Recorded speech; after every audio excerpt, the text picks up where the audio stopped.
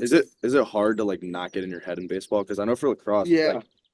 I know for lacrosse like a 48-minute game, and it's like you don't really have time to kind of like just you know like be in your own head if you make a mistake. Like the game is just going, which is kind At of least for me, the only thing that I find like difficult as far as getting in my own head is the time in between like when my at bat finished, if I didn't have success, right. when I go next back out into the field.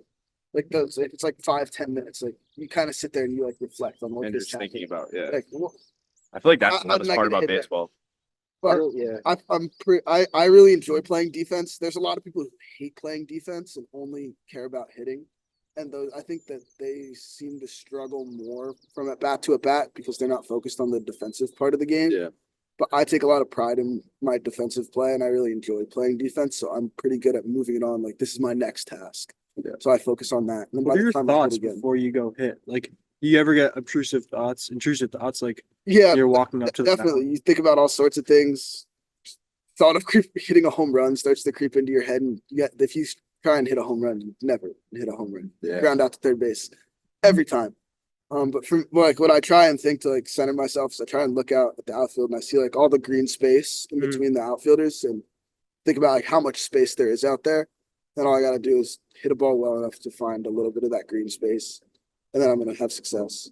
So that's kind of how I help to like reset myself. So all I got to do is find green space. Do you guys have like pre-game or pre-meet like rituals or things you do to like get yourself in the right Yeah, mindset? like I'm always super confident when I'm like doing practice starts and warming up, but then when I'm just in the heats, like all the intrusive thoughts start coming in. Like and it's what do you just, mean in the heat? Like just like right before like the heats are basically like you're lined up and then the person at the front of the line is in the blocks going on doing his race. Yeah. So like you're just waiting to go and like anticipation. yeah, you're just like constantly moving so you stay loose. Mm-hmm. And But I your don't mind is probably just like yeah, your mind races, but like You think music helps at all? yeah, but you can't have Or- headphones in the heats. Uh, So you're especially because like sometimes, especially at like big meets like nationals, like last time, they held me for 30 minutes in the heats. You're fucking standing there with your competition, all of them, lane 6, 5, 4, 3, 2, 1. You're always standing with them for fucking 30 minutes. And you're getting like you're losing your warmth because you're just standing there waiting because they're like 30, 40 heats of dudes. And you're just like standing there waiting and you just go through a bunch of thoughts. would you say that like that part of like track is kind of like something you don't like or Yeah, I don't like that at all. That I won't really have that at college because they're like high school, there's so many kids competing. yeah. In college, there's a lot less heats and a lot less competition. So not like worse competition, like less people competing. So you're not gonna have to like stand in the heats and they like treat you a lot better. But yeah. I think wrestling's right in the middle because it's not just like one or two sprints or it's not full bats, but it's also not like a full 1 hour. It's a 6 minute thing. And Yeah. if you don't know like the way like wrestling meets work is that we go by the weight. You've probably seen a couple of them. We'll go in order of the weight classes. So usually I'm pretty like first up because if we start at 106 and I'm like 120, so I don't have enough time to really like get in my head. I'm usually out first, and that helps a lot. But sometimes you start in the middle, and it definitely is possible to get in your head, and I think it's happened to me in the past. But I think this year, like, it really taught me that I only perform well when I'm not in my head, and it's really evident when I'm in my head. I think that's the biggest factor. What do you see? What do you mean by like in your head? What would you say? It's- Like overthinking, lots of thoughts. It's not. Yeah, I think it's overthinking, but honestly, a lot of times it's not even related to wrestling. I think being there at a wrestling meet contributes to it, Yeah. but the thoughts itself might not necessarily be about wrestling. And it's hard for me to. It's been a while since I've been in season, but I just remember reflecting back that there've been meets where I feel like before I go up to wrestle, there's a lot of those like intrusive type of thoughts about life in general. Not every time. There's been a couple of few times, and I think the meet out against Heightstown really showed the difference between them because the first match I was in my head and I wrestled bad. Second match I got out of my head somehow because it was like Heightstown's senior day and it was really hyped. The lights off and music playing. I think that helped me get out of my head and get me back into a state where I love the sport. And because of that, I won that match. And I really saw the contrast because I think the first match was one of the worst matches I've ever wrestled. The second match, one of the best. And I think it's just the fact that changed was like, I guess my appreciation for the sport and how much I was like thinking about it. Do you think there's like anybody? Because I always hear this, a really fierce competitor, like he's a really good competitor. Do you think there are people that like really thrive in like the minute, 2 minutes before they're about to go out and to compete. Isn't there people that don't have like intrusive thoughts that just like thrive in that really kind of competitive environment where you're just about to go? I think it depends. I feel like everyone gets intrusive little thoughts bit. to an Think extent. so? Yeah, people I that think follow- that I think that makes people perform better. Like it Some depends on the person, but like you're gonna have to face it one way or another. Like whether it be like 2 minutes before your match or you're about to hit, you're about to run. Like you're gonna have to face it, and it's just I feel like some people handle it better than others. Like because I feel like if you're not getting nervous, I mean, what do you mean by like in your head? Like just like nervous, like just questioning yourself. Yeah. Like, yeah, I feel like everyone gets like I feel like everyone has that a little bit. I feel like that's what makes you like Human. yeah, and I feel like that's what makes you like honestly perform better. It means you care about the sport first of all. If you weren't nervous, like it sounds cliche, but if you weren't nervous about something, like you wouldn't, like it wouldn't really mean much to you. Like I get nervous before every game. I get like really nervous, and I used to think like music helped with that, like just bumping like drill rap. Like I used to think that helped, but honestly, like that doesn't even like do much for me. I feel like it was kind of a placebo effect. Like I would think like, oh, this is getting me hype, like this is getting me in the zone, but like I've noticed recently, like breathing is honestly the biggest thing that's helped me. We were talking about that the other day, the Wim Hof technique.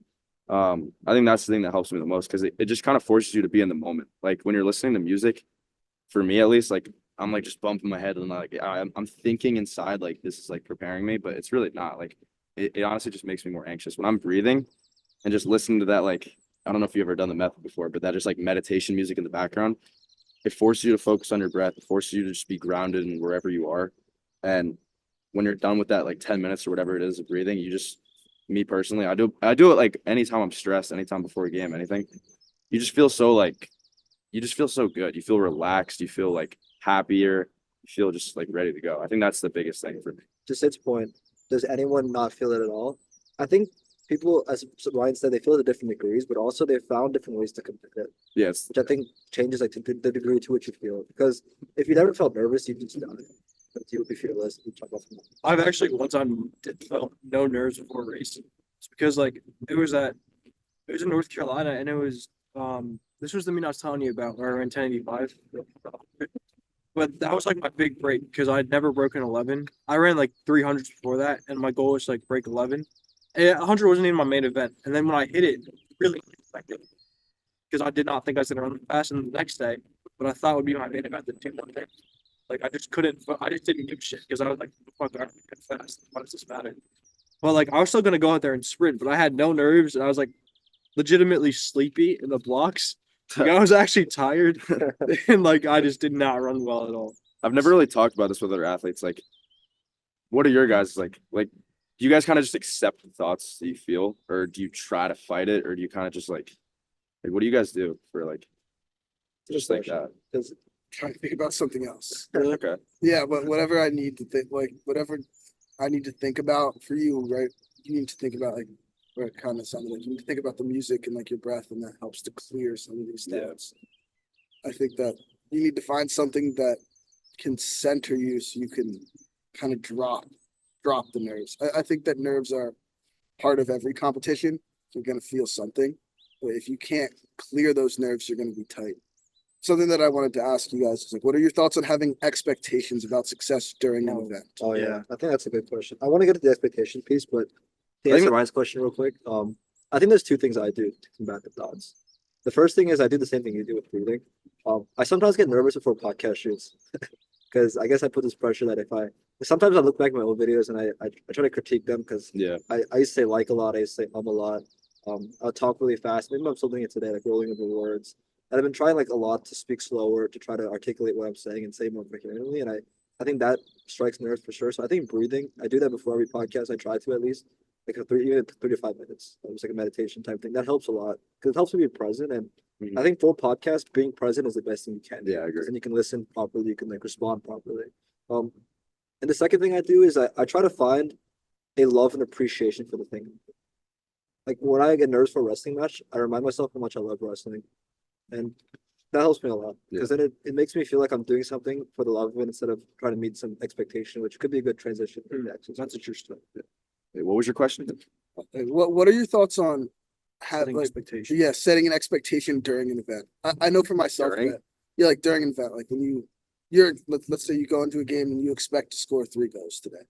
Like, does that help you? Does that hurt you?